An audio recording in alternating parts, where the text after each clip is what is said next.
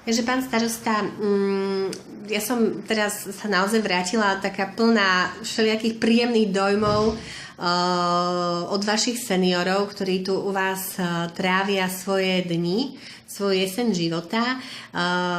Čo poviete vy na to, že tu máte v obci denný stacionár? Vidíte vy nejaký rozdiel v tom, ako to bolo predtým, keď tu nebolo, ako to je teraz? Menia sa vám tí ľudia pred očami?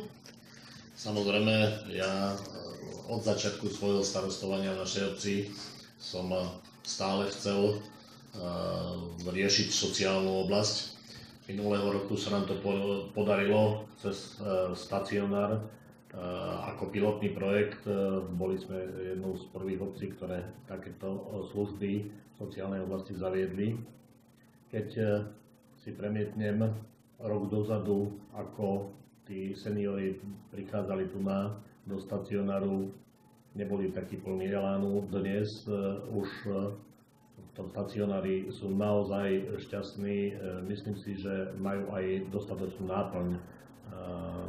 Tu v tomto stacionári majú dostatočné služby, poskytujú tu služby aj lekári, maséri, majú tu internet zavedený, poskytujú sa im tu drobné práce, takže naozaj dá sa povedať, ľudovo povedané, že tí seniori obžijú.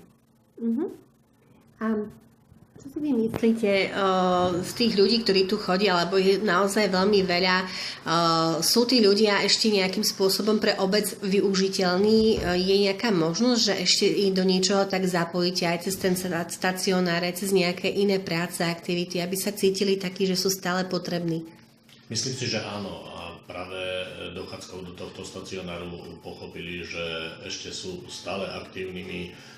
Tu nás sa zapájajú do rôznych ručných prác, využívame ich v oblasti kultúry, trošku si aj zašportujú, vzhľadom na to, že majú tu aj stolnotenisový stôl, šípky a podobne, takže naozaj tí ľudia sa cítia byť ešte potrební pre našu obec.